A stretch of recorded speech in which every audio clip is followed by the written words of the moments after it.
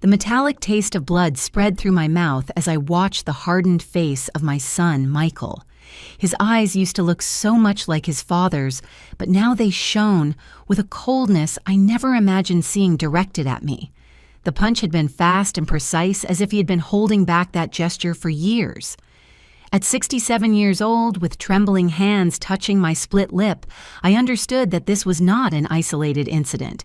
It was the culmination of a gradual process of contempt that I had ignored for too long. My name is Emily Carter. For 42 years, I taught literature at the State College, forming generations of young people in the analysis of great works where family betrayal was just a dramatic element of fiction. How ironic it is to become the protagonist of a story that I could well have analyzed with my students in class. That Sunday afternoon will remain etched in my memory with painful clarity. The sky looked especially blue, almost mocking what would happen under its mantle. The knocks on my door were firm and impatient. Upon opening, I found Michael with his wife, Linda, a few steps behind. Without waiting for an invitation, they entered the apartment that has been my home since I was widowed 11 years ago. "We are coming to take you to dinner at the Highland Stag," announced Michael while inspecting my living room with that evaluating look he had developed since he married Linda. It was not an invitation, it was an order barely disguised as a filial gesture.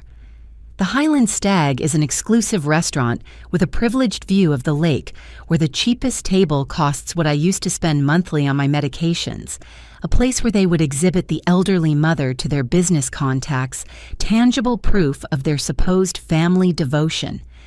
"Give me a few minutes to change," I replied, trying to maintain the dignity that I felt vanishing with each of their visits. As I headed towards my room, I heard Linda's poorly disguised whisper. "She is getting slower every time. We need to speed up the paperwork for the apartment."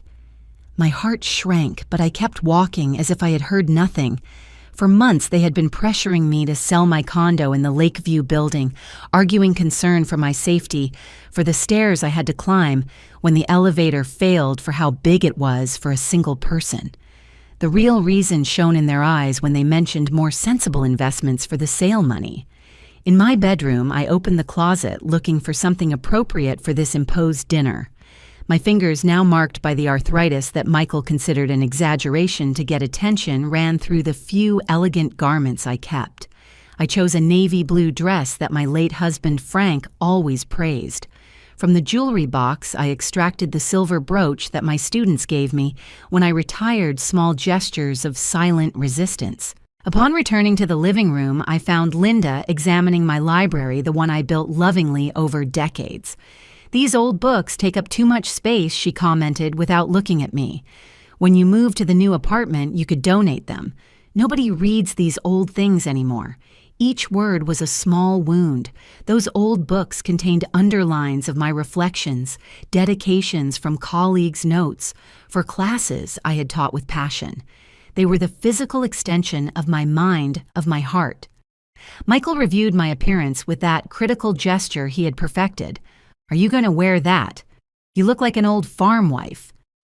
I took a deep breath, remembering my students when I explained to them that the most complex characters in literature are those who contain their emotions until the precise moment. "It is the most suitable thing I have for a formal dinner," I replied with a calm I did not feel. It was then that I noticed that Linda had moved from the books to my display cabinet, where I kept the few pieces of crystal inherited from my grandmother Susan. Her fingers with scarlet nails ran across the surfaces as if calculating their value in some market. "This must be worth a fortune," she commented without hiding her greed. "They are family memories," I replied, feeling a pang, seeing how she roughly handled a small crystal figure. "They have sentimental value." Michael closed his hand around his phone with force, a gesture I had learned to recognize as a prelude to his frustration. "Sentiment does not pay bills, Mom.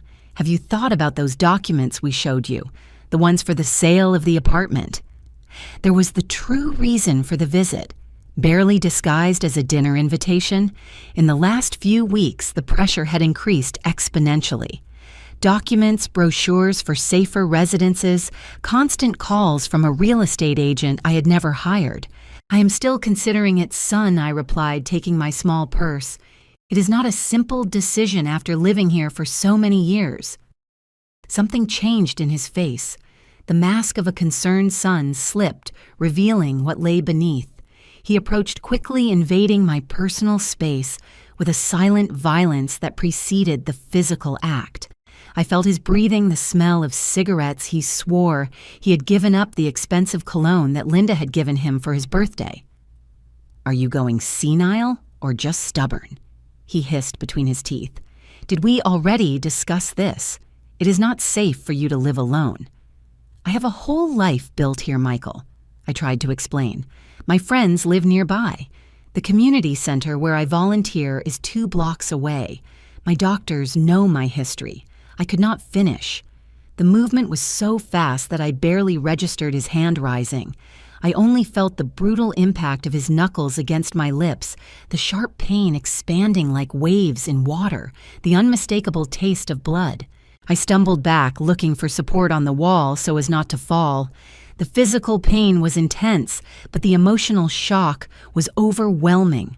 My own son, the baby I had rocked for entire nights, the boy whose scrapes I had cured with kisses, had just hit me deliberately. "Now you are going to eat less, you useless old woman," he shouted while I brought my hand to my mouth, incredulous at what had just happened. But what followed was perhaps even more painful: Linda's laughter. A high, cruel sound that resonated in my living room like an additional dagger. She did not even try to hide the pleasure my humiliation caused her. "You are exaggerating, Michael," she said between laughs. "But maybe that way she will understand once and for all." With trembling legs, I went to the bathroom to assess the damage. The mirror returned an image I would take time to forget. My split lower lip, a thread of blood descending down my chin, and in my eyes, something I had not seen in decades. It was not just pain or fear. It was absolute clarity, as if all the small aggressions of the last few years finally formed a complete picture that I could no longer ignore. While I carefully cleaned the blood with a damp towel, I mentally reviewed the last few years, the derogatory comments disguised as jokes, the documents they tried to make me sign. The friends gradually pushed away the monitored calls, the surprise visits that seemed like inspections. Everything was part of a gradual strategy to isolate me, control me, reduce me to a source of resources for their ambitions. I applied ice wrapped in another towel over my throbbing lip, trying to reduce the inflammation that was already beginning to manifest. "Mom, we are running late," shouted Michael from the living room, as if nothing had happened, as if the blow was just an irrelevant parenthesis in our family dynamic. I recomposed my appearance as best I could, covering the mark of the blow with foundation makeup I kept for special occasions. My face in the mirror showed a different woman from the respected professor I was for decades. I stared at myself, recognizing in my eyes a determination I thought lost in some corner of my youth. "This ends today," I said to myself in a barely audible whisper, while giving the last touch to my swollen lip. I returned to the living room with a serenity that disconcerted Michael. Perhaps he expected tears, pleas, or even for me to refuse to accompany them after what happened. His expression of surprise seeing me ready to go out with my dignity intact was worth every second of the throbbing pain in my mouth. "I am ready," I announced, with a firm voice, taking my coat from the rack by the door. The ride in Michael's car passed in a dense silence, interrupted occasionally by Linda's trivial comments about the weather or traffic. From the back seat, I watched the back of my son's neck, wondering at what moment the sensitive boy who read stories with passion transformed into this man capable of hitting his own mother. It was gradual. There were signs I ignored, concentrated on my teaching work, or was it Linda with her excessive ambitions who awakened this dark facet in him? The Highland Stag restaurant stood imposing in front of the lake, its windows reflecting the last lights of the sunset, an exclusive establishment where the high society of the city exhibited their purchasing power between glasses of very expensive wine and superficial conversations. As the valet took the keys to the vehicle, I noticed the evaluating look he directed at my navy blue dress, clearly considering me out of place in that pretentious environment. "Smile," Mom ordered Michael between his teeth as we crossed the carved wooden doors. "The Montgomerys are here, and I want to introduce you." I understood then the true purpose of this evening. The Montgomerys, an influential family in the local real estate sector with whom Michael had been looking to close a deal for months. I was simply a prop and accessory in his theater of a devoted son taking care of his elderly mother. Rage boiled inside me, but I maintained the composure learned during years of facing classrooms full of restless teenagers. The maitre d' led us to a table near the fireplace where a middle-aged couple was waiting. The man with graying hair and an impeccable suit stood up seeing us approach. The woman with a pearl necklace that seemed to weigh more than her thin neck sketched a practiced smile. Robert Claudia let me introduce my mother. Emily Carter announced Michael with a pride so fake it almost caused me a bitter laugh.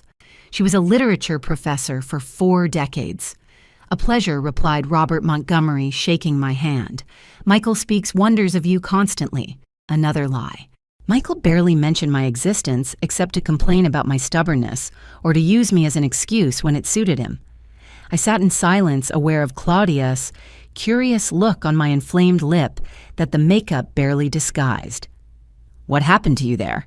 she asked bluntly, pointing to my mouth with a gesture of her wine glass. I felt Michael's immediate tension beside me, his body rigid, anticipating my response. Linda intervened with practiced speed. "My mother-in-law tripped this afternoon on a small table. At her age, balance begins to fail. Isn't that right?" Her eyes dared me to contradict her. 40 years teaching literature had provided me with ample knowledge about crucial moments in narratives about turning points where characters reveal their true nature. This was mine. "Actually," I replied, pausing, savoring each word like the verses of a particularly significant poem. "It was a domestic accident. But do not worry, I am perfectly fine." I saw the momentary relief in Michael's eyes, believing I would play his game. Little did he know that that would be the last time I would hold back the truth to protect his image.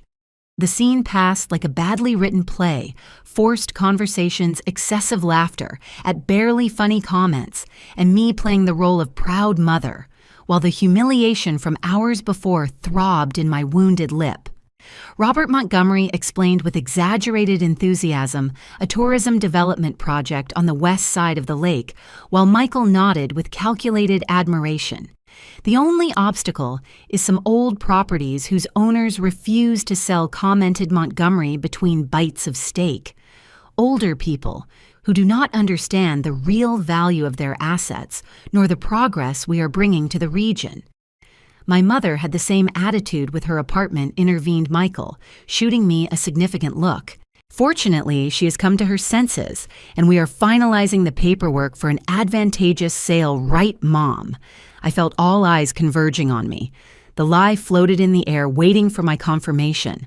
I had never agreed to sell my home. I had never signed any document despite their increasingly aggressive insistence.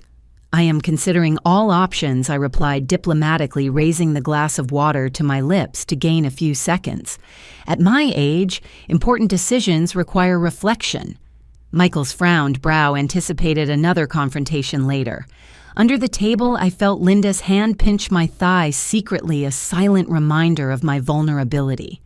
I held back the impulse to get up and leave that theater of the absurd, aware that I needed to keep up appearances a little longer if I wanted to execute the plan that was beginning to form in my mind. "My mother-in-law is always so prudent," intervened Linda, with fake sweetness. "But we have already found a charming apartment near ours, much more suitable for someone in her situation." Her situation, asked Claudia, with poorly disguised curiosity. At 67, living alone in such a big apartment, explained Linda with a condescending tone. Domestic accidents are just the beginning. Last week she forgot to turn off the stove. Another blatant lie. My mind worked with the same sharpness as when I dictated classes on the complexities of Hemingway or Faulkner. I had never forgotten to turn off an appliance, and they knew it. They were gradually building a narrative of senile incompetence to justify the control they intended to exert over my assets. "That is worrying," commented Robert, exchanging looks with his wife. "Very worrying," agreed Michael with fake distress. "But as an only child, it is my responsibility to take care of her." Only child. The most painful lie of all. Philip, my second son, existed somewhere in Spain, pushed away by years of manipulation, where Michael gradually convinced him of my supposed favoritism, of imaginary preferences, of fabricated slights. The letters I sent for years were intercepted, the calls blocked. To Philip, I was the mother who had abandoned him emotionally.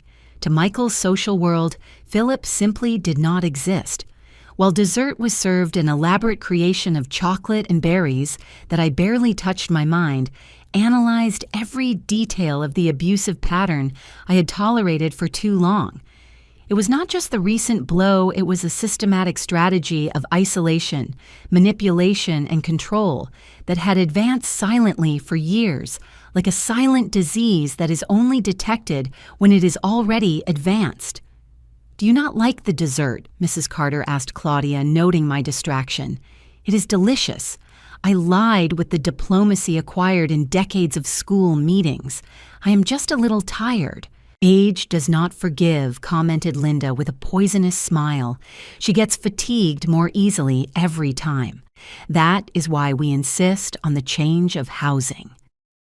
The conversation drifted towards trivial anecdotes while I watched the distorted reflection of my face in the dessert spoon. The respected professor, the educator who had inspired generations of students, reduced now to a problematic old woman whose will was an inconvenience for her son's ambitious plans. At the end of the evening, during the silent ride back to my apartment, I made an unshakable decision. That public humiliation would be the last. The blow on my mouth, still throbbing under the makeup, would not remain unpunished, nor become the first of a series. My professor's mind, accustomed to analyzing great works of literature, would now design my own story of liberation. When the car stopped in front of the Lakeview building, Michael turned off the engine and turned towards me with a severe expression. "I hope you understood the importance of cooperating, Mom." He pronounced each word like someone speaking to a difficult child. "The Montgomerys are crucial for my future." "I understand perfectly, son." I replied with a calm that seemed to disconcert him. "More than you imagine." "Tomorrow the real estate agent will come with the final papers," added Linda from the passenger seat. "I hope we do not have another unpleasant scene." "There will be no scene," I assured, opening the vehicle door. "Good night." Closing the door behind me, I saw the expression of surprise on their faces. They expected resistance tears, perhaps even pleas. My serenity was more disturbing than any confrontation. In the solitude of my apartment, I observed carefully every corner of this space. They had tried to snatch from me the walls covered with bookshelves, filled with underlined volumes, the framed photographs of my student groups over the years, the armchair where Frank used to read the newspaper every Sunday. This was not simply a property, it was the physical archive of my existence.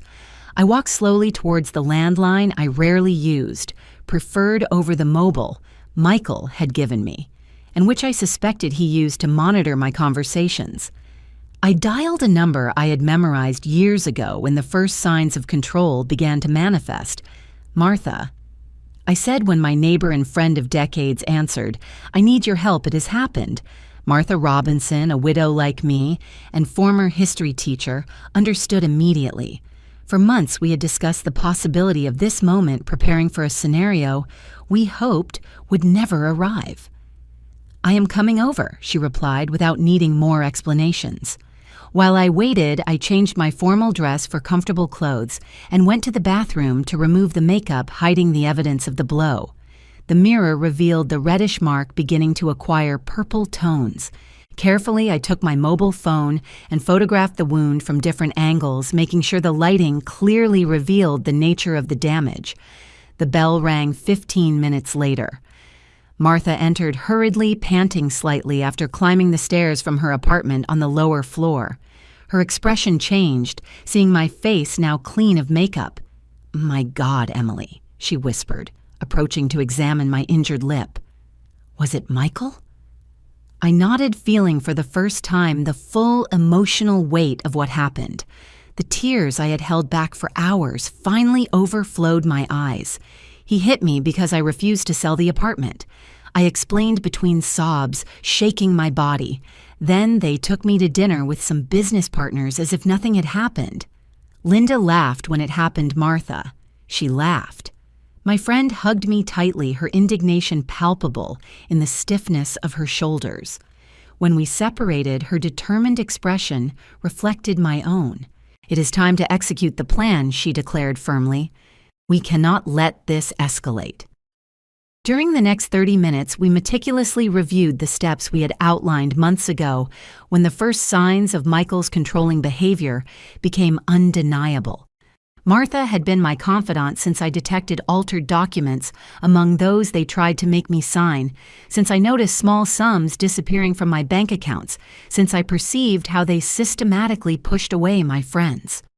Tomorrow early, we will visit Dr. Williams to document the injury medically indicated Martha, consulting the list we had previously made. Then directly to Victoria Edwards' office. Victoria, a lawyer specializing in the rights of the elderly, had been a student of mine 20 years ago. I remembered her brilliance, her commitment to justice that transcended the pages of the books we analyzed in class. "We also need to contact," Philip Thorne added, thinking of my younger son pushed away by his brother's manipulations. "It is time he knows the truth." That night I barely slept. My lip throbbed with a pain that transcended the physical, reminding me with every beat of the deepest betrayal that can exist. That of the son who swore to protect you and ends up becoming your aggressor. Martha insisted on staying occupying the guest room that used to belong to Philip.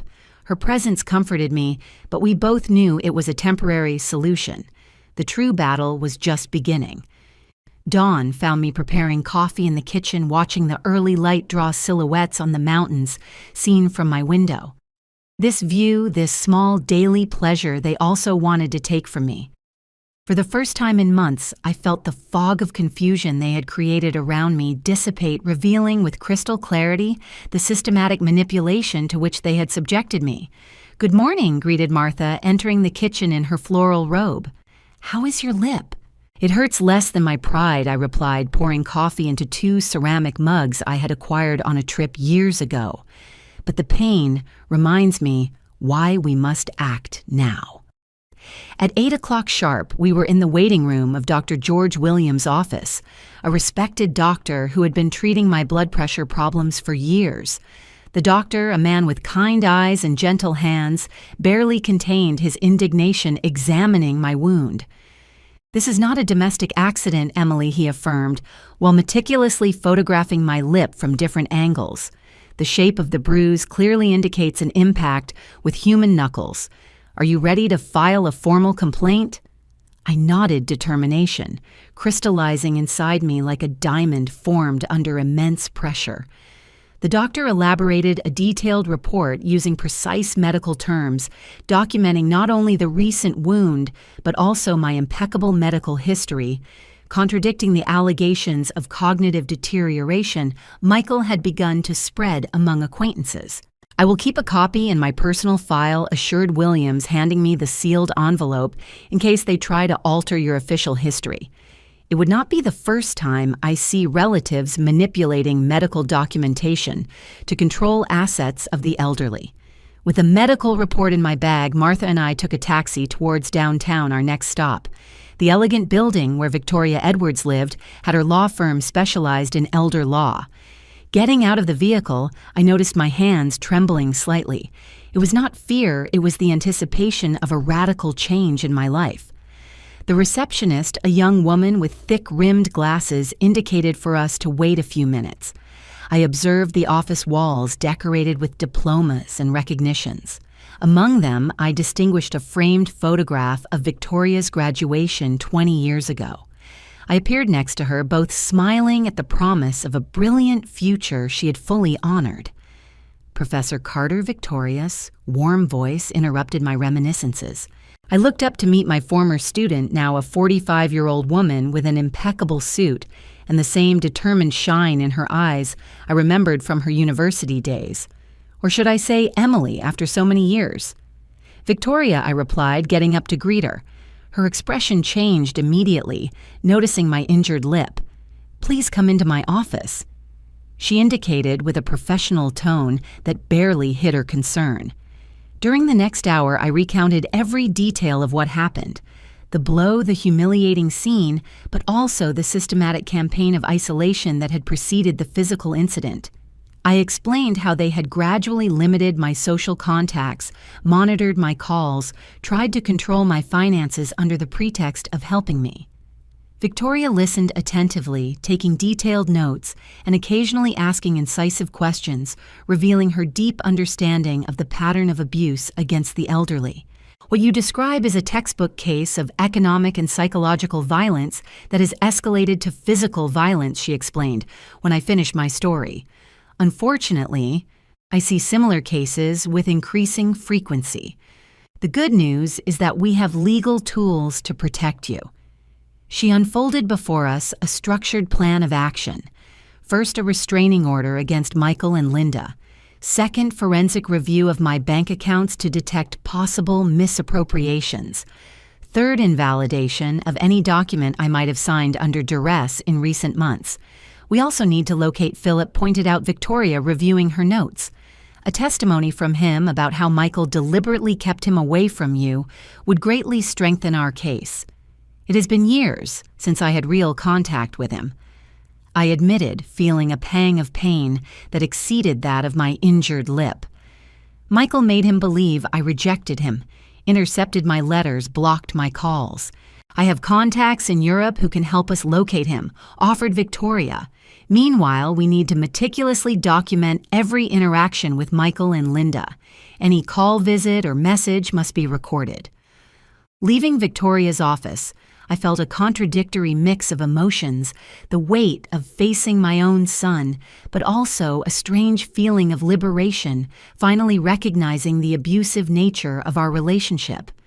For too long, I had normalized unacceptable behaviors, justifying them with excuses of work stress or misunderstandings on my part. "What will you do when Michael shows up this afternoon with the real estate agent?" asked Martha as we walked to the bus stop.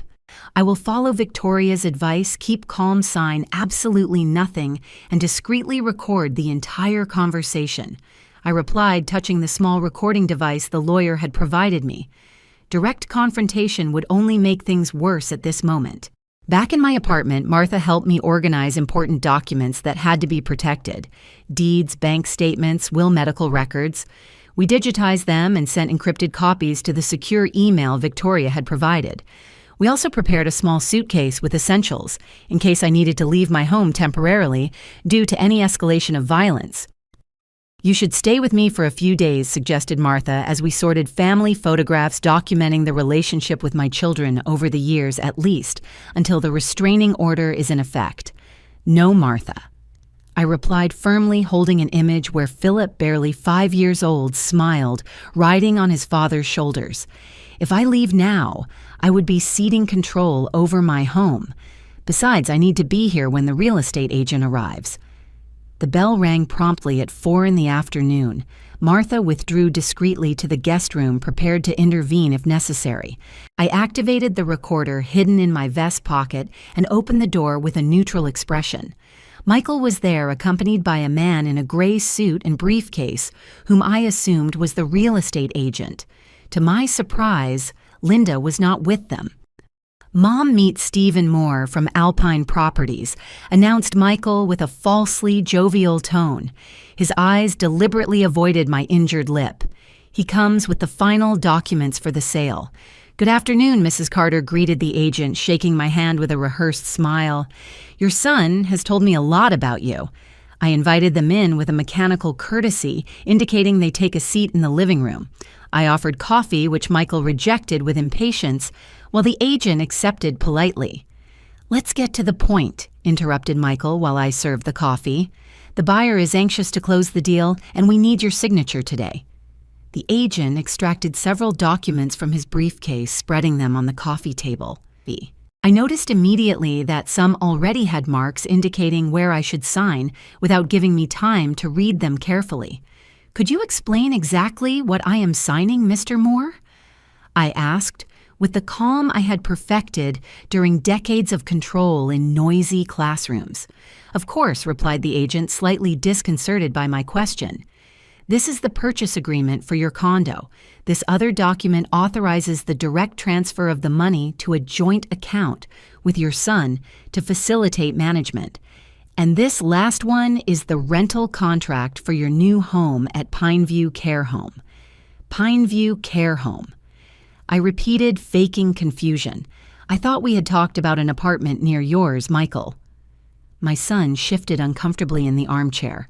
"The real estate market is very dynamic, Mom. This is the best option currently available." A quick internet search days before had revealed to me that Pineview Care Home was not the apartment building they had described, but a nursing home on the outskirts of the city, known for its questionable conditions.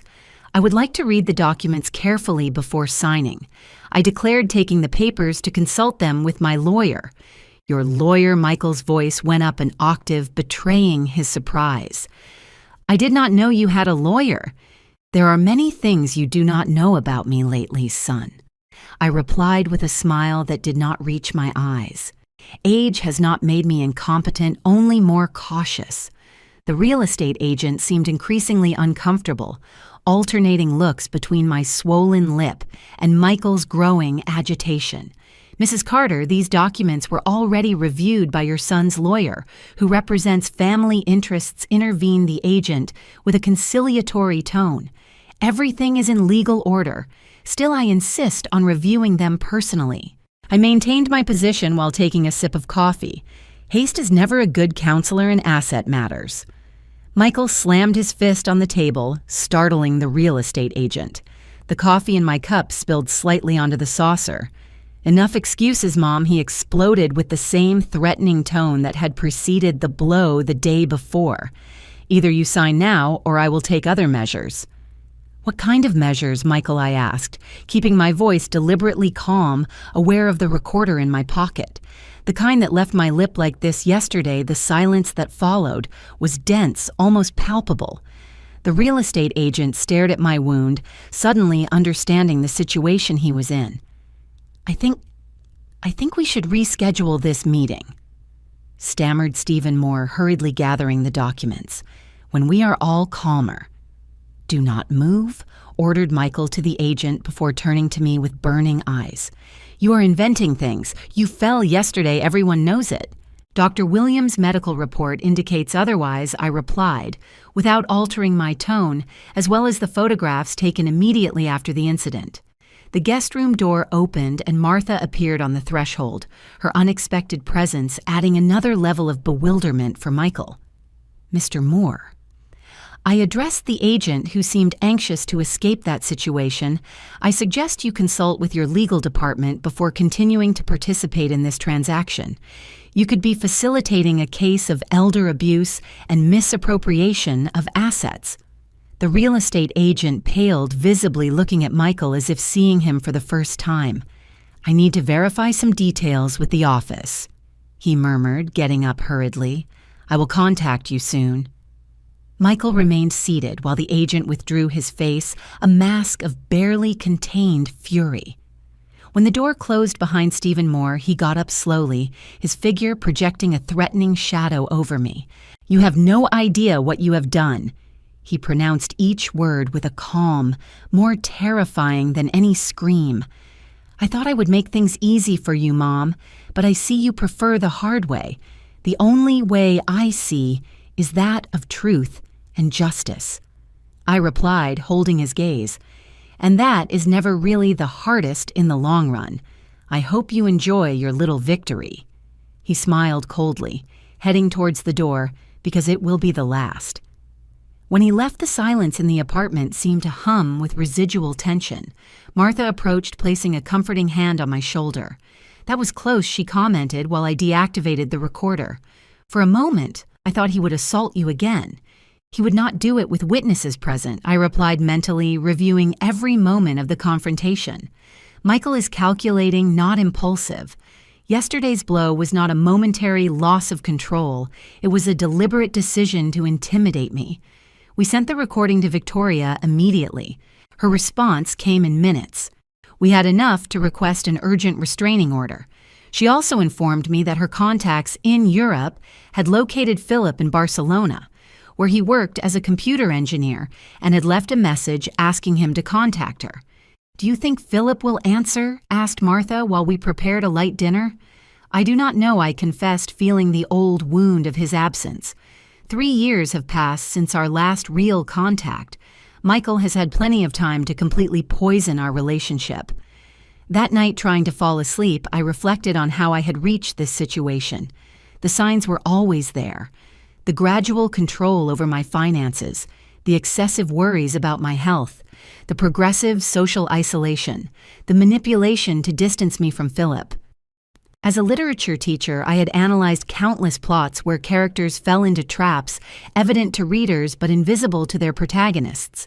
The irony of becoming one of those characters was not lost on me. The phone rang at 7 the next morning. Victoria's voice sounded energized despite the early hour. "We have important news, Emily," she announced without preamble. "Philip has responded. He wants to talk to you today, and there is more. Judge Davis has agreed to issue a provisional restraining order against Michael and Linda while we thoroughly investigate the case. For the first time in months, I felt the balance beginning to tip towards justice. The silent plan we had put in motion was bearing its first fruits, germinating a seed of hope in the arid soil of abuse and manipulation.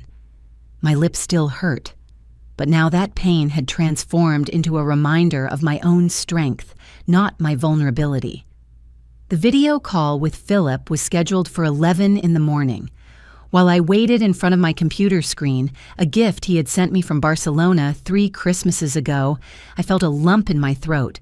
How would he react seeing my injured lip? Would he believe my version or the lies Michael had planted in his mind for years? The sound of the incoming call interrupted my thoughts. I breathed deeply and accepted the connection.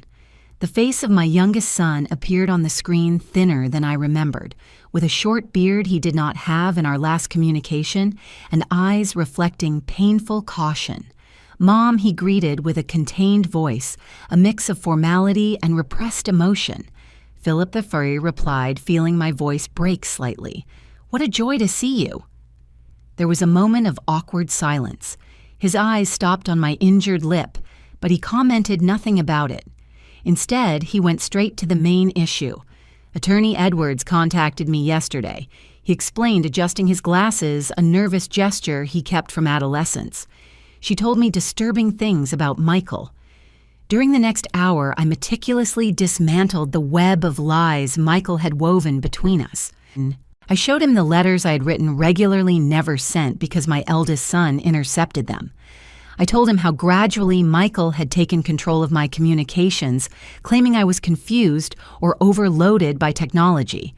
Philip listened with an increasingly somber expression, occasionally asking precise questions, revealing his analytical engineer mind. "Why didn't you look for me by other means?" He asked finally with a tone that was not accusatory, but genuinely bewildered. I tried. I replied, feeling the weight of those lost years. "I wrote to your university address, but by then Michael had already convinced everyone that I was developing cognitive problems.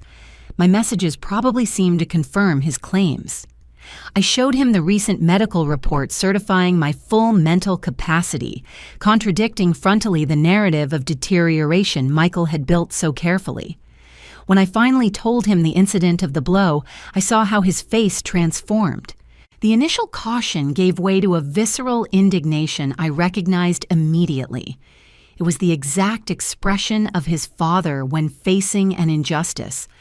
"I will take the first available flight home," he declared, with a determination that admitted no reply. "This ends now. Philip, your job." "My job can wait," he interrupted firmly. 3 years have been lost by his manipulations. We will not lose one more day. After the call renewed, energy ran through my body. The reconnection with Philip acted as a balm for wounds I had believed permanent. Martha, who had waited discreetly in another room during the conversation, appeared with a hopeful smile. "By your expression, I deduce it went well." She commented, serving tea in 2 cups better than I expected. I admitted feeling for the first time in months that justice was possible. "Philip will be here in 2 days." Victoria visited us that afternoon to inform us that the restraining order had been officially issued. Michael and Linda had to stay a minimum of 100 yards from me, my home and places I usually frequented. An investigation had also been initiated into possible financial irregularities in my accounts. "It is a good start," explained Victoria, spreading documents on the table. "But we need to go further. What happened with you is not an isolated case, Emily. I have been investigating and discovered something alarming. Michael and Linda have been involved in at least 3 similar cases in the last 2 years." "What? How is it possible?" I asked, feeling a chill run down my spine. Through the charity foundation, they run Golden Sunset, supposedly offering support to elderly people without family, but in reality, identifying vulnerable people with significant assets. Victoria unfolded before us a folder with photographs, press clippings, and legal documents. In them, Michael and Linda appeared smiling next to elderly people at various social events. The dates and names were carefully noted. Carmen Suarez, 78 years old, transferred her house to the foundation 6 months before passing away in natural circumstances. Stephen Miller, 81 years old, modified his will, leaving his art collection to the foundation a week before being committed for sudden dementia. Jane Ferreira, 75 years old, sold her family ranch below market price to a company linked to Michael. The pattern was undeniable and terrifying. My own son had developed a system to systematically take advantage of vulnerable elderly people, and I was nothing more than his next target. "This changes our strategy," declared Victoria, putting away the documents. "It is no longer just about protecting you, Emily. We have the opportunity to dismantle an entire criminal operation." "What do you propose exactly?" asked Martha while I tried to process the magnitude of what we had just discovered. "A trap," replied Victoria with a determined shine in her eyes, using Emily as an apparent cooperative victim to document the entire fraudulent process from within. The proposal was as bold as it was dangerous. Pretend I was giving in to the pressure, apparently agree to their demands, while meticulously documenting every step of the fraudulent process. With irrefutable evidence, not only could we protect my assets, but also get justice for other past victims and prevent future abuses. "It is risky," admitted Victoria, "but we have advantages they do not know about. The restraining order giving us time to prepare Philip's return, and most importantly, they completely underestimate your capacity." Emily, that night, while contemplating the starry sky from my balcony, I made a decision. Decades teaching literature had shown me that great stories of justice require courage and cunning in equal parts. The time had come to write my own chapter of resistance. The next 2 days passed in intense preparations. Teresa Fisher, a social worker specialized in elderly cases, joined our team to advise us on security protocols and documentation. Dr. Williams provided additional medical reports certifying my full mental state, contradicting frontally any future allegation of incapacity. We discreetly installed security cameras in my apartment, especially in areas where important conversations could take place. Philip arrived promptly as promised, his face showing the fatigue of the long transatlantic flight, but with unbreakable determination. The hug we shared at the airport healed wounds I thought permanent. "You are exactly as I remembered you," he commented. examining my face with eyes shining with contained tears. Except for this, he added gently, grazing my lip already in the process of healing. Physical wounds heal fast, I replied, squeezing his hand. It is the others that leave lasting marks. Back in my apartment, Philip carefully studied every document, every recording, every photograph. His technical training proved invaluable to organize the evidence chronologically and ensure its legal validity. What they have done is systematic, he concluded after reviewing all the material. They are not impulsive outbursts. It is a calculated strategy they have perfected with other victims. That is why we must be equally methodical in our response, intervened Victoria, who had met with us to finalize details of the plan. The trap must be perfect. The strategy was defined in its minimum details. I would contact Michael, simulating regret for my stubborn behavior, suggesting I was reconsidering the sale of the apartment. Meanwhile, Philip would discreetly investigate the complete network of associates involved in the fraudulent scheme of the Golden Sunset Foundation. Teresa would establish contact with relatives of previous victims to build a stronger collective case. The key is in the timing, explained Victoria, reviewing the schedule we had made. We need Michael and Linda to feel safe, to believe they have absolute control, so they reveal completely their intentions and methods. The next morning, following the agreed plan, I made the call to Michael from a new phone that Victoria had provided specifically for this purpose. Michael. His voice sounded cautious, clearly surprised by my initiative to contact him after the restraining order.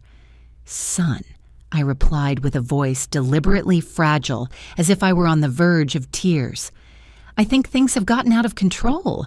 I have been thinking a lot, and maybe you are right about the apartment." "Wow." His tone changed instantly to a calculatingly pleased one. "I'm glad you have reconsidered, but you know there is a restraining order." "A misunderstanding," I interrupted with feigned shame. "I was upset that day, but I have already contacted the lawyer to withdraw it." There was a brief silence. I could almost imagine Michael calculating his next moves, evaluating the authenticity of my apparent surrender. "That is very sensible of you, Mom," he finally replied with fake warmth. "I have always said that deep down you are a reasonable woman. I just want peace, son." "I am tired of conflicts," I added, playing the role of vulnerable old woman I had written specially for this occasion.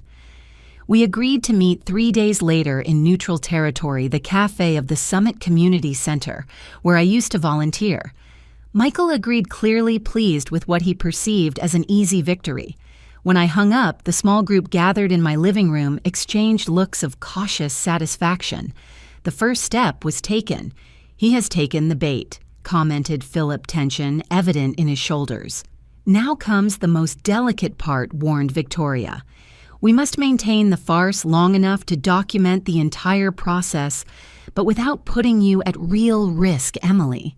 The next 3 days passed in intense preparations. I met with forensic psychologist Ana Gutierrez, who advised me on techniques to project vulnerability and confusion without overacting. Philip installed discrete microphones in my clothes and configured a system to transmit in real time to a surveillance team that would be positioned strategically in the cafe. Victoria prepared falsified documents that seemed to gradually cede control of my assets, designed specifically to motivate Michael to reveal the full extent of his intentions. The morning of the meeting, while preparing in front of the mirror, I observed with strange fascination the reflection returning my gaze. My lip had healed almost completely, but something fundamental had changed in my expression. The initial indignation had matured into a serene determination that was paradoxically more powerful. I was no longer a victim seeking justice. I was a hunter tending an elaborate trap. "Ready?" asked Philip, discreetly adjusting the small microphone hidden in the brooch, adorning my blouse. More than ever, I replied with a smile that had nothing to do with the fragility I had to project hours later. The Summit Community Center buzzed with the usual mid-morning activity when I arrived deliberately 10 minutes before the agreed time. I chose a table in the corner we had selected previously private enough for a confidential conversation, but with a perfect angle for the locals' security cameras. Michael appeared promptly alone, a detail we had not anticipated. I assumed Linda's absence was strategic. Her presence could remind me of her cruel laughter during the incident of the blow. "Mom," he greeted, leaning to kiss my cheek, as if nothing had happened between us. I noticed his look, quickly evaluating my appearance, calculating my emotional state. "Michael," I replied with a soft voice, adopting a slightly hunched posture, interpreting with precision the role of a defeated old woman. "Thank you for coming. I always have time for you," he replied with that fake warmth he had perfected over the years. "I am glad you have reconsidered our conversation." During the next 20 minutes, I meticulously executed my part of the plan. I expressed confusion about recent events. I suggested that perhaps I had misinterpreted his intentions and showed concern about becoming a burden to him. Every phrase had been carefully rehearsed with the team, designed to feed his false sense of control, while gradually insinuating my willingness to consider selling the apartment. "I only want the best for you," affirmed Michael, covering my hand with his in a calculatingly affectionate gesture. "Pineview Care Home has excellent facilities, and you would be well taken care of while we handle all the administrative complications of your assets." "I suppose you are right," I replied, looking into my cup of tea with feigned resignation. "At my age, these financial worries become overwhelming." "Exactly." His barely contained enthusiasm was revealing. "In fact, I have been thinking we could expand our agreement to include the management of your investments. I have some excellent contacts through the foundation who could maximize your returns." There it was, the first mention of the Golden Sunset Foundation, the hook we needed him to bite. "Your foundation. You have never told me much about it," I commented with feigned innocence, offering him the opportunity to elaborate. Michael proceeded to explain with growing enthusiasm how the foundation helped elderly people without family manage their assets efficiently. Every word was meticulously recorded by the hidden microphones, every expression captured by the locals' cameras. "We have several success stories," he explained, leaning forward with genuine enthusiasm. Now that he believed he had me completely convinced. Mrs. Carmen Suarez, for example, lived alone in a huge mansion she could barely maintain. We managed the sale, relocated her to a comfortable residence, and now her assets generate returns, ensuring her lifelong care. He omitted mentioning, of course, that Carmen had died mysteriously 6 months later with the foundation as the main beneficiary of her modified will. Our conversation continued for almost 2 hours. Gradually, Michael revealed more details about his operation, names of collaborators, usual procedures, and even insinuated methods to speed up the transfer of assets, evading legal requirements. Every revelation was another nail in the legal coffin we were meticulously building. Saying goodbye, we agreed to meet again the following week with the real estate agent and a trusted notary, Michael suggested. His expression leaving was of absolute satisfaction. The predator who believes he has his prey, cornered not suspecting he walks directly into a trap. I returned to my apartment where the complete team waited anxiously. The collective relief seeing me enter was palpable. "It was perfect," declared Victoria after preliminarily reviewing the recordings. He revealed enough incriminating information to justify a wider formal investigation.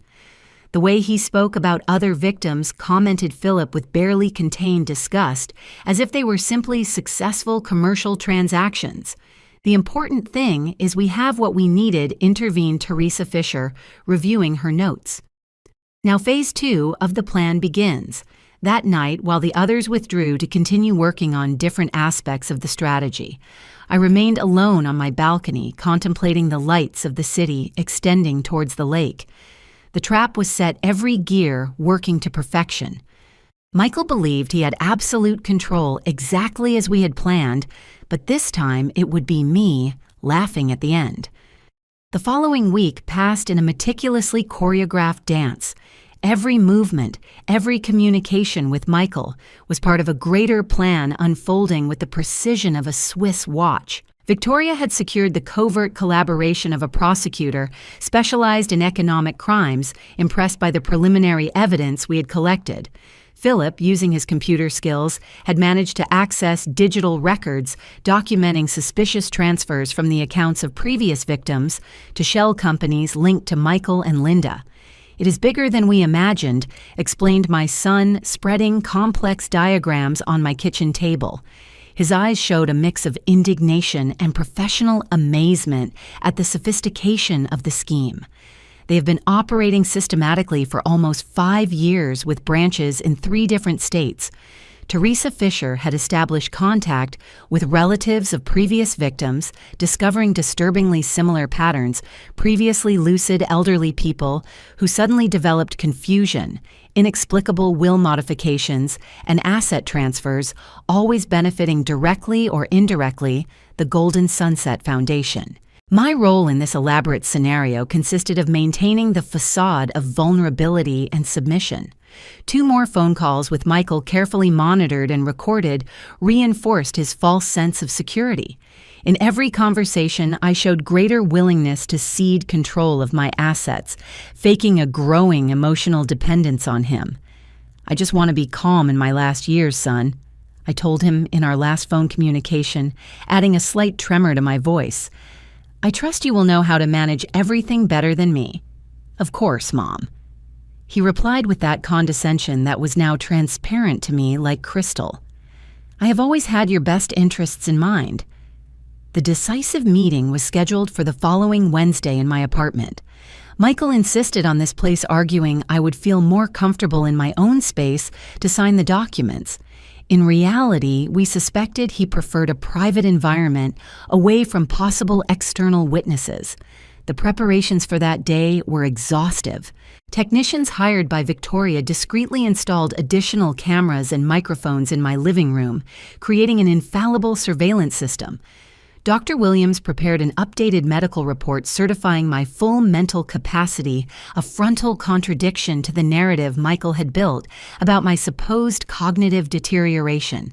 A support team, including 2 plainclothes police officers, would position themselves strategically in neighboring apartments, ready to intervene at any sign of danger. The night before the meeting, while reviewing the final details of the plan, Martha expressed her concern. "What if Michael suspects something? If he perceives it is a trap?" "We've considered it," replied Victoria with calculated calm. "That is why we have multiple layers of security and backup. But honestly, arrogance is his weak point. He is so convinced of his superiority he does not conceive the possibility of being manipulated." Philip nodded, adding narcissists like him are predictable in their unpredictability. His ego does not allow him to imagine that anyone, especially a confused old woman, could outsmart him. That night, I slept surprisingly well with the tranquility of one who has found clarity after the storm. My last reflection before closing my eyes was for Frank, my late husband. "Tomorrow justice will be done, my love." I whispered to his photograph on the nightstand, not only for me, but for all those who could not defend themselves. Wednesday morning dawned with an extraordinarily clear sky, as if nature itself wanted to witness clearly the events about to unfold. I dressed carefully in an outfit selected specifically for the occasion, a skirt and blouse in muted tones, reinforcing the image of fragility I needed to project, complemented with the brooch hiding one of the main microphones. At 10 o'clock sharp, the building intercom announced Michael's arrival. He was accompanied as expected by Stephen Moore, the real estate agent, and by an unknown man I assumed was the trusted notary mentioned previously. To my surprise, Linda was also part of the group, a detail not contemplated in our predictions. "Activating full protocol," whispered Philip, who would leave the apartment through the back door to join the surveillance team on the upper floor. "Do not be nervous, Mom. We are with you at every moment." "I am not nervous," I replied with genuine serenity. "I am ready."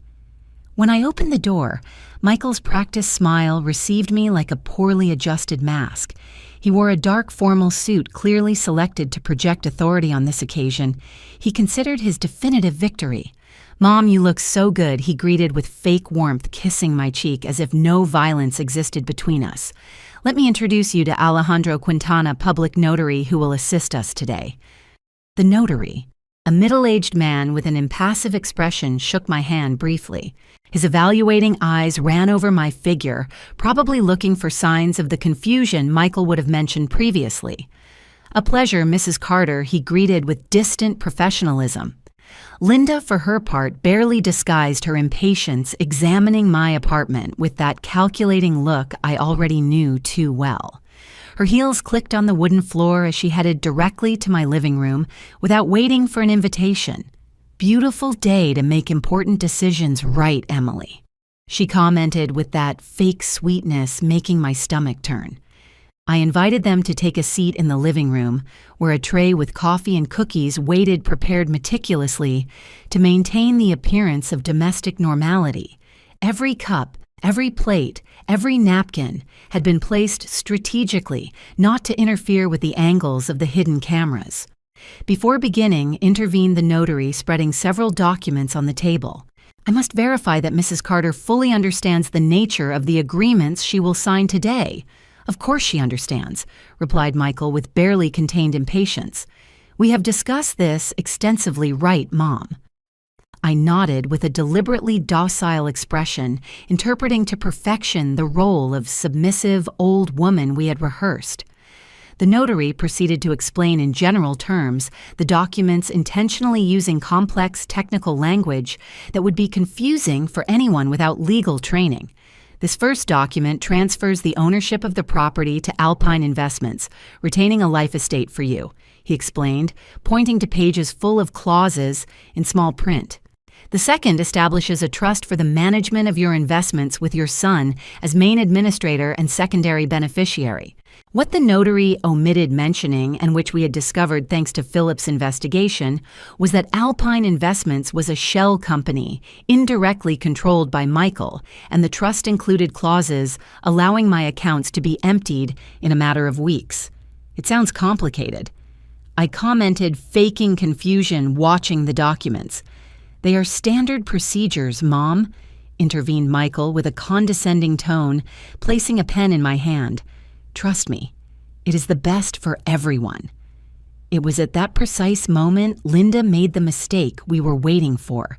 Impatient to conclude the process, she leaned towards her husband and murmured in a low voice, but perfectly audible to the microphones, "Hurry her up before she changes her mind like old lady Ferreira. Jane Ferreira, the old woman who had sold her family ranch below market price, only to die mysteriously 2 months later." The name we needed them to mention explicitly linking previous cases with my current situation. "Excuse me," I said then, getting up slowly. "I need a moment. My blood pressure medication. I will accompany you." Mom offered Michael, immediately clearly worried about leaving me alone in such a critical moment. "It is not necessary, son," I replied with a reassuring smile. "I know my own house." I headed towards the hallway where Philip had installed a small intercom hidden behind a painting. The agreed signal, 3 soft taps on the wall. The confirmation we had the necessary evidence to proceed with the final phase. Returning to the living room, I noticed Linda had taken advantage of my absence to examine my belongings more closely.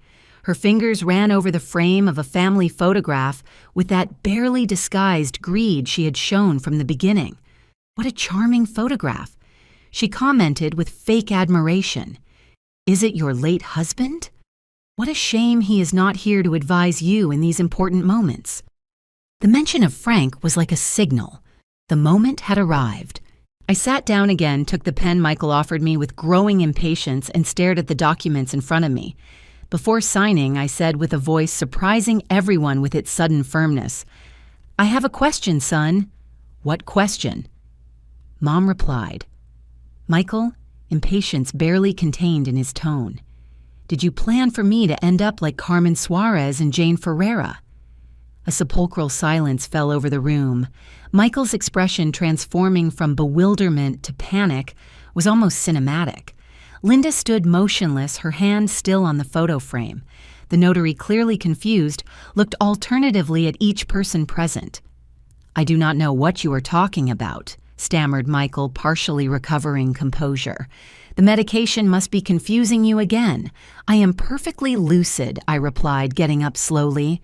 Lucid enough to understand that the Golden Sunset Foundation is nothing more than a facade to scam vulnerable elderly people. Enough to record every incriminating word you have pronounced in the last few weeks. Enough to set a trap you have bitten completely. The main door opened at that moment, making way for Victoria Edwards, accompanied by 2 uniformed police officers. Through the side door appeared Philip along with Teresa Fisher and a man I recognized as Prosecutor Ramirez. Michael Carter and Linda Sotomayor pronounced formally, "One of the officers, you are under arrest for crimes of aggravated fraud, extortion, falsification of public and private documents, and elder abuse." What followed was controlled chaos. Linda exploded in a hysterical crisis, accusing alternatively Michael of being the mastermind of everything and me of manipulating the situation. The notary, pale as paper, tried to explain he simply provided professional services without knowledge of the irregularities. Michael, for his part, maintained a stony silence while officers recited his rights and proceeded to handcuff him. "This does not end here, Mom," he murmured, passing by me escorted by police. "You are 67 years old. I have a whole life ahead." The difference, I replied, holding his gaze firmly, is that my years I will live in freedom. Yours have a less promising future. When the door closed behind them, a strange silence invaded my apartment. The space seemed simultaneously emptier and more mine than ever.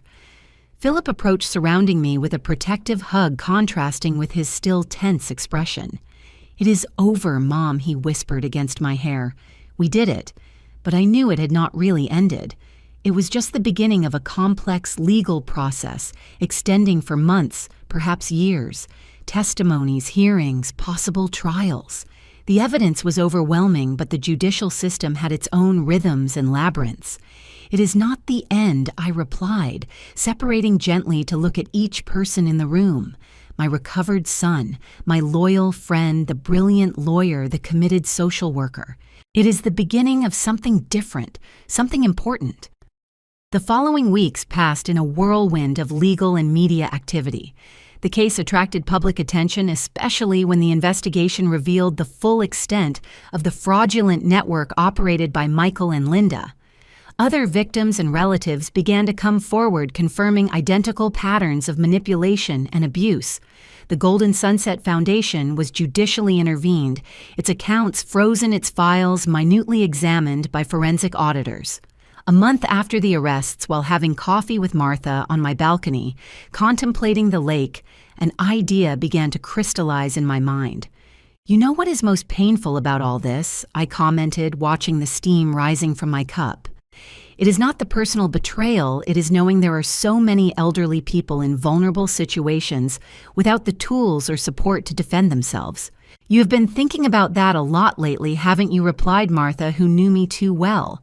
"I have been thinking about transforming this experience into something constructive," I admitted. "What if we used part of the compensation I will eventually receive to create a true foundation, one that really protects the elderly from the kind of abuse I suffered?" The idea gained shape and substance during the following weeks.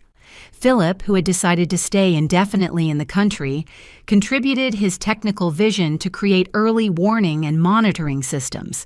Victoria offered pro bono legal advice.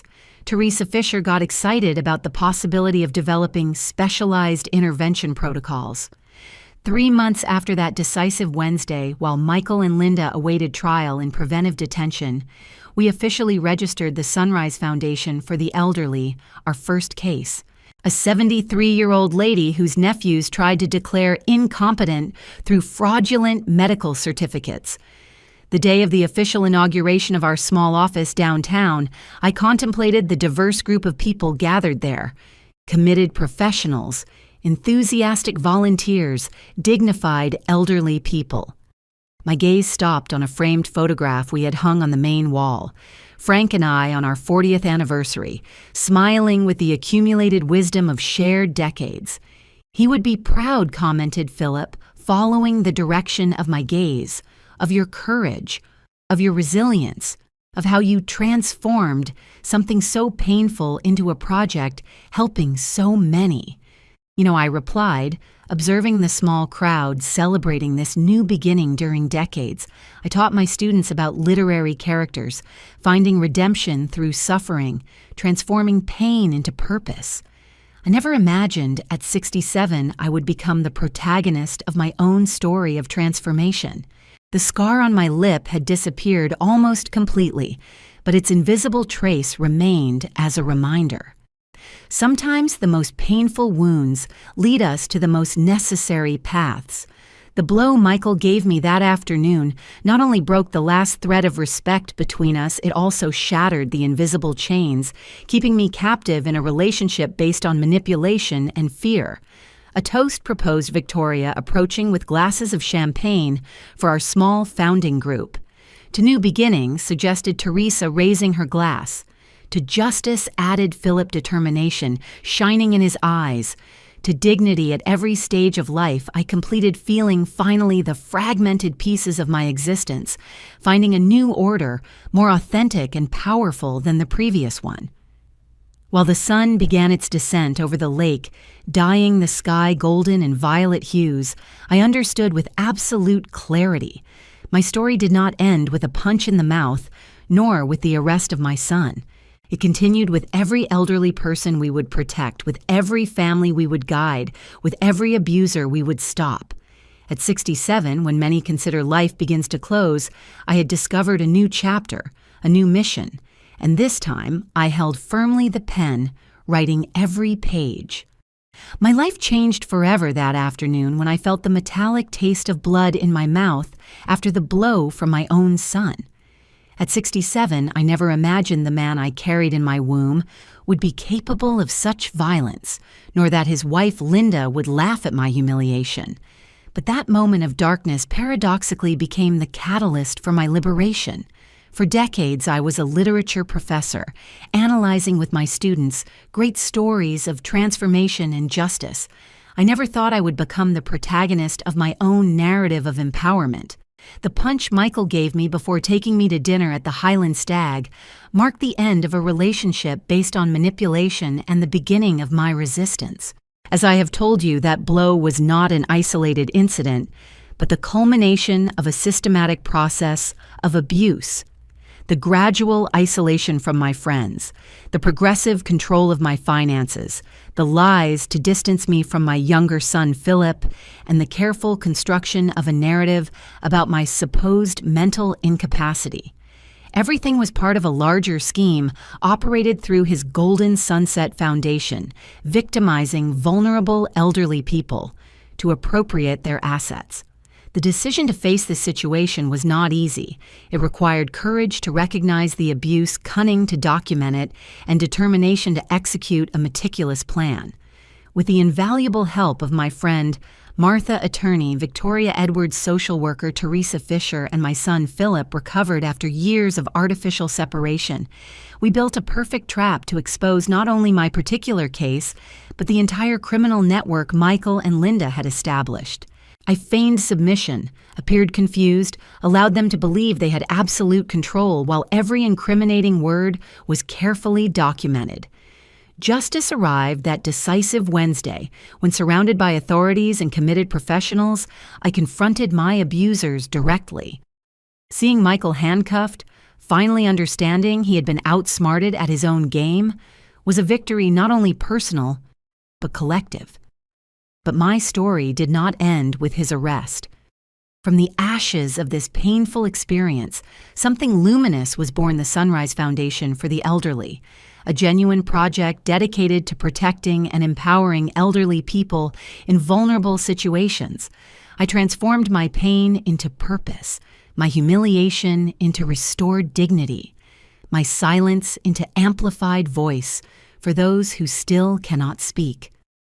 Today, every time I receive a new elderly person in our foundation, I recognize in their eyes the same fear and confusion that once inhabited mine. Every time we successfully intervene in a case of abuse, I feel the blow I received was not in vain. It has acquired a transcendent meaning far exceeding the physical pain it caused me. If my story has resonated with you, if it has moved you, or perhaps even identified with some aspect of this experience, I ask you not to let it end here. The channel Elderly Stories exists precisely to give voice to stories like mine, real testimonies of people who have faced adversity and found unexpected paths towards redemption and justice. Subscribe right now to Elderly Stories. Each subscription is not simply a number in a statistic. It is a powerful declaration that these stories deserve to be told, heard, and amplified. It is your way of saying to other possible victims, you are not alone. We are here. We believe you. I also invite you to explore other videos on the channel where you will find equally powerful stories of overcoming and resistance. Some stories end like mine with tangible justice. Others represent ongoing struggles, testimonies of daily courage rarely receiving public recognition. All deserve your 5 minutes of attention. The comments you leave under each video are not words lost in the digital void. They are bridges built towards other people who might be living similar situations at this precise moment. Your experience, your reflections, even your questions can become the light guiding someone else towards their own liberation. What would you do in my situation? Do you know someone who might be facing similar abuse? What alarm signals did you identify in my story? Share your thoughts. Every like on our videos helps these stories reach more people, expanding the circle of awareness and support we are building. A simple click can literally save lives, increasing the visibility of these crucial testimonies. I must be transparent with you. Keeping this channel active, producing quality content, respecting the dignity of every story shared requires resources. If our work seems valuable to you, if you believe in the importance of these narratives, consider supporting us through thanks. This function allows small donations, helping us cover production costs, research, and in some cases, direct support to people bravely sharing their experiences with us. Your contribution through thanks allows us to continue bringing daily content, expanding our reach to more communities, and developing educational resources for elder abuse prevention. It is not an exaggeration to say every dollar donated translates directly into protection for vulnerable people. When I decided to share my story publicly, I did it with a clear objective: that no other person had to clean blood from their lips in solitude and shame as I did that afternoon. That no other elderly person had to choose between dignity and security, between assets and family love. From what part of the world are you watching us? Have you witnessed similar situations in your environment? I invite you to share your local reality in the comments. Abuse against the elderly knows no geographic borders, but its specific manifestations and potential solutions can vary significantly between different cultural contexts. This video required weeks of preparation. Reliving these moments was not easy for me, but every minute invested was worth it if my experience can light the path for others. Your act of sharing this content exponentially multiplies that positive impact, bringing awareness to circles that otherwise would remain in darkness. At 67, I have discovered life can offer new beginnings when you least expect it. That justice, although sometimes slow, eventually finds its way. That the voice of an older person can resonate with enough force to shake the foundations of deeply rooted abusive systems. The next time you see an elderly person, remember behind those wrinkles exists a complete story, a life of experiences, struggles, and wisdom. That age should never be an excuse to diminish the inherent value of a person, nor justification to snatch their autonomy over their own existence. I thank you deeply for accompanying me in this painful but necessary story. If you have reached this point, you have already demonstrated empathy the world desperately needs. Now I ask you to transform that empathy into concrete action. Subscribe to Elderly Stories. Leave your comment, share this video with whoever might need it, and if it is within your possibilities, support us with a thanks. The punch I received that afternoon did not define me. What defines me is how I responded to it, how I transformed that violence into a movement of protection and dignification. I invite you to be part of this transformation, to join our community of resistance and hope. I, Emily Carter, extend my hand with the certainty that together we can build a world where aging with dignity is a guaranteed right, not a privilege to defend with punches. I wait for you in the next video of Elderly Stories, where we will continue giving voice to those society attempts to silence.